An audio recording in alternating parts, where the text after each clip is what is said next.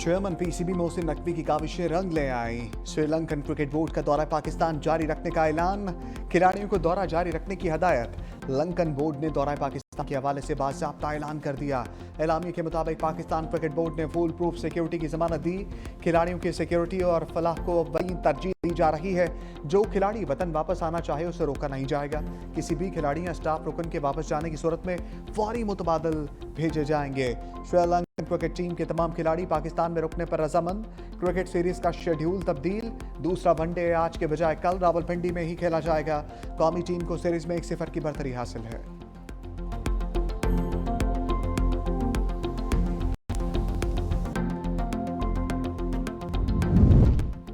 Sri Lankan cricket team की मौजूदगी हमारे लिए बाइस एजाज़ है। वज़ीर इत्तलात ताड़र कहते हैं, पाकिस्तान आमद पर श्रीलंकन क्रिकेट टीम का दिल की गहराइयों से शुक्रिया। क्रिकेट के खेल के लिए हमेशा हमायत करने पर श्रीलंकन टीम के मशकूर हैं। वज़ीर दिफा ख्वाजा आसिफ ने कहा, पाकिस्तान आमद पर श्रीलंकन टीम का शुक्रिया।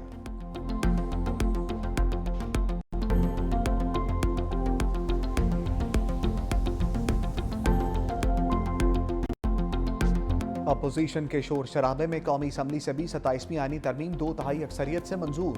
सेनेट से मंजूर तरमीम इजाफी तरमीम के साथ कौमी असम्बली में पेश। वज़ीर कानून आज़म नज़ीर ताड़र ने 6 इजाफी तरमीम पेश की। कौमी असम्बली ने 2/3 अक्सरियत से 59 तरमीम की शेखवार मंजूरी दी। नवाज शरीफ समेत तरमीम की हमायत में 234 अरकान ने वोट दिया। JUI के 4 अरकान का मुखालफत ने वोट।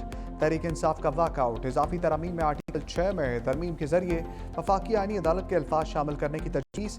आइन में नई शिक 2A शामिल करने की सिफारिश। आर्टिकल 10 में वजाहत में सुप्रीम कोर्ट ऑफ पाकिस्तान के अल्फाज दाखिल करने की तजवीज़। बिल से शिक 4 के अखराज की तहरीक पेश। 27वीं तरमीमी बिल से शिक 19 खारिज करने की सिफारिश। आर्टिकल 176 में लफ्ज़ इंसाफ के बाद सुप्रीम कोर्ट के अल्फाज शामिल करने की सिफारिश। तरमीम के तहत चीफ जस्टिस ऑफ पाकिस्तान की नई तारीफ शामिल करने की तजवीज़। संगीन गद्दारी का अमल किसी भी अदालत के जरिए जायज़ करार नहीं दिया जा सकेगा। आर्टिकल 6 की क्लास 2 में हाई कोर्ट सुप्रीम कोर्ट के साथ आईनी अदालत के लफ्ज़ का इजाफा। इजाफी तरामीम की मंजूरी पर बिल को दोबारा सेनेट को भिजवाया जाएगा। वज़ीर कानून आज़म नज़ीर ताड़र ने कहा, चीफ जस्टिस ऑफ पाकिस्तान के ओहदे से मुताल्लिक इबहाम दूर कर दिया गया। जस्टिस याहिया अफरीदी बदस्तूर चीफ जस्टिस ऑफ पाकिस्तान रहेंगे। 27वीं तरमीम में चीफ जस्टिस के साथ पाकिस्तान का लफ्ज़ नहीं था। 18वीं तरमीम में या NFC अवार्ड में कोई तरमीम हो सके, जब तक कि मुकम्मल मुशावरत ना हो, हमागीर मुशावरत ना हो, कंसल्टेशन ना हो। सूबे मजबूत होंगे, वफाक मजबूत होगा। वफाक मजबूत होगा, सूबे मजबूत होंगे। जो चीज़ वफाक को कमज़ोर करे वो कितनी भी अच्छी हो, वो पाकिस्तान के लिए मुफीद नहीं है। हमने ये टाइटल दिया फील्ड मार्शल का chief army staff Saeed Asim Munir को, तो पूरी कौम ने उसको सराहा और आज उसको कॉन्स्टिट्यूशन का हिस्सा बना रहे हैं। हम अपने हीरोज को, अपने शहीदों को इज्जत देना भी जानते हैं और दिलाना भी जानते हैं। जनाब स्पीकर, इत्तफाक राय के बगैर 18वीं तरमीम में तब्दीली नहीं होगी। वज़ीर आज़म शहबाज शरीफ का कौमी असम्बली से खिताब, कहा हर उस चीज़ के खिलाफ हूँ जो वफाक को कमज़ोर करे। 27वीं तरमीम मंजूर करके सैबान ने कौमी इत्तेहाद को फ़रोग़ दिया। मिसाक़ जमहूरियत में वादा किया था आईनी अदालत कायम करेंगे। गालम गलोच और दुश्मनाम तराजी को तर्क करना होगा। पाकिस्तान ने अपने दुश्मन को शिकस्त फाश दी। अफवाज का नाम पूरी दुनिया में चमका।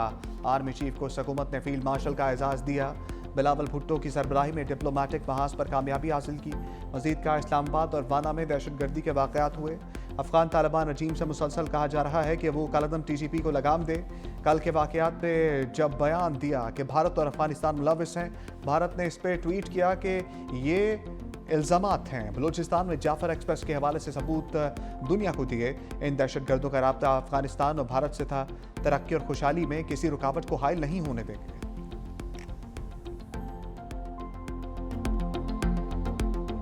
18वीं तरमीम ने सूबाए खुद मुख्तारी, सूबे को हुकूक दिलवाए और वो कंसेंसस की वजह से उस 18th अमेंडमेंट में इतना ताकत है कि जनाब स्पीकर किसी का बाप भी चाहे वो 18वीं तरमीम को खत्म नहीं कर सकते, आज दिन तक खत्म नहीं कर सकते। भारत को शिकस्त दिलवाने के बाद वजीर आजम साहब ने ये फैसला किया, हमारा आर्मी चीफ ऑफ स्टाफ को फील्ड मार्शल बनाएंगे। उस फील्ड मार्शल की रैंक को, ओहदा को आईनी तहफ़्फ़ुज़ दिलवा रहे हैं। हम हुकूमत के साथ देंगे, हम चार्टर ऑफ डेमोक्रेसी का नाम मुकम्मल मिशन को मुकम्मल करेंगे और हम आम आईनी अदालत बना के रहेंगे।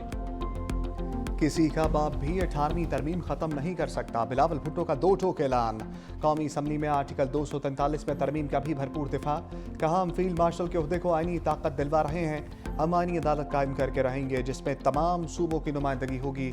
बिलावल की अस्कुड नोटिस पर भी कड़ी तनकीद। कहा, कोई जज वज़ीर आज़म के खिलाफ सो मोटो नहीं ले सकेगा, ये तलवार हर वज़ीर आज़म के सर पर लटकती रहती थी।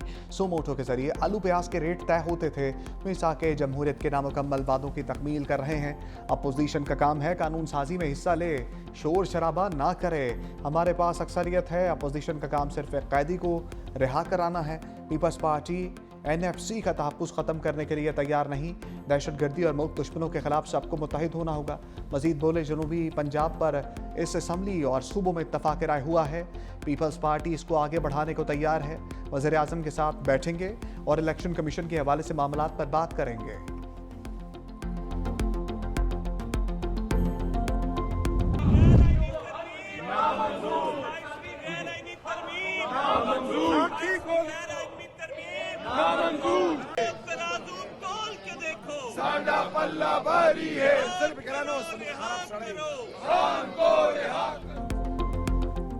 अपोजिशन का 27वीं तरमीम की मंजूरी के दौरान हंगामा। एजेंडे और आईनी तरमीम के बिल की कॉपियां फाड़ दी। हिज़्ब इख्तलाफ अरकान नशस्तों से बाहर निकल आए। स्पीकर ने ईवान में सिक्योरिटी स्टाफ बुला लिया। लीगी अरकान ने वज़ीर आज़म और नवाज शरीफ के सामने हिसार बना लिया। अपोजिशन के आईनी तरमीम के खिलाफ शदीद नारे। बिलावल भुट्टो की तकरीर के दौरान भी अपोजिशन का एहतजाज, अजाने भी देते रहे।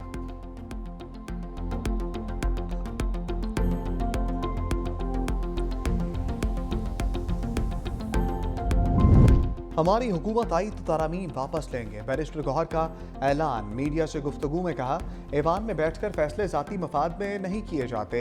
हमने मुज़ाकरात में हिस्सा लेने की हर मुमकिन कोशिश की। हमारे MNAs को पार्लियामेंट हाउस से उठाया गया। हम पाकिस्तान के साथ थे और रहेंगे। हमारे वज़ीर आला को अपने लीडर के साथ मिलने नहीं दिया जा रहा।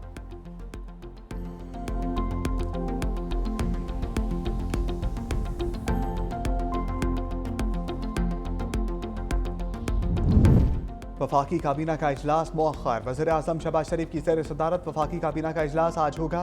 27वीं आईनी तरमीम के बिल में शामिल नई तरामीम की मंजूरी ली जाएगी।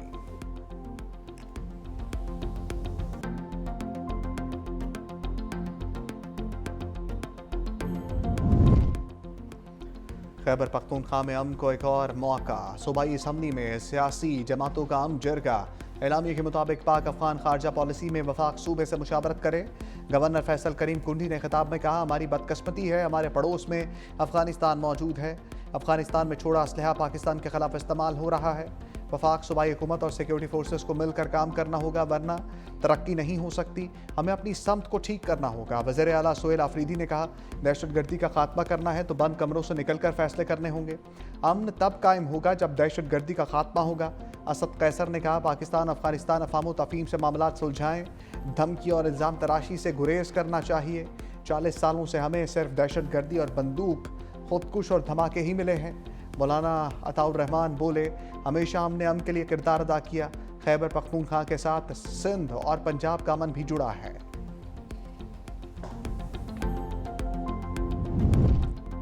इस्लामाबाद कचहरी खुदकुश धमाके की तहकीकात में आम पेशरफ। हमलावर को लाने वाला ऑनलाइन राइटर पुलिस ने पकड़ लिया। खुदकुश हमलावर को 200 रुपये में कचहरी तक पहुंचाया। ज़राए के मुताबिक हमलावर पैदल कचहरी तक पहुंचा। मौका पर मौजूद पुलिस एहलकारों के बयानात रिकॉर्ड कर लिए गए। फॉरेंसिक और जियो फेंसिंग का अमल भी मुकम्मल कर लिया गया। इब्तदाई तहकीकात के मुताबिक हमलावर एक ही था जिसने धमाके में 7 से 8 किलो बारूदी मवाद इस्तेमाल किया। इस्लामाबाद में 3 रोज़ा सोग बुकला की हड़ताल। डिस्ट्रिक्ट जुडिशल कम्प्लेक्स बंद है। इंसदाद दहशतगर्दी एक्ट के तहत मुकदमा भी दर्ज।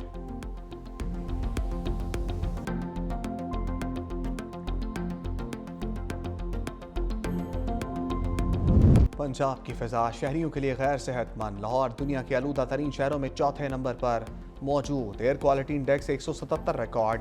भारतीय दारुलहुकूमत नई दिल्ली सरफहरिस्त, ढाका दूसरे और कोलकाता तीसरे नंबर पर पराजमान। कराची में फ़िज़ाई आलूदगी में कमी, दुनिया का 22वां आलूदा तरीन शहर।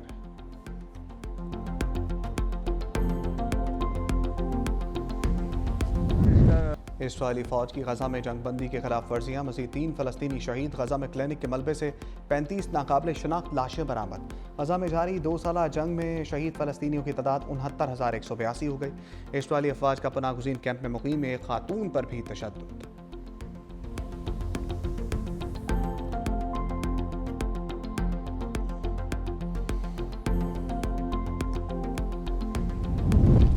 BBC ने गजा में इसराइली सफाकियत का कच्चा चट्टा खोल दिया। कहा 10 अक्टूबर को होने वाले गजा जंगबंदी मौदे के बाद से अब तक गजा में 1500 से ज़ायद इमारतों को बमबारी से तबाह कर दिया गया। 8 नवंबर को सैटेलाइट से ली गई तस्वीर में इमारतों को ज़मीन बोस देखा जा सकता है।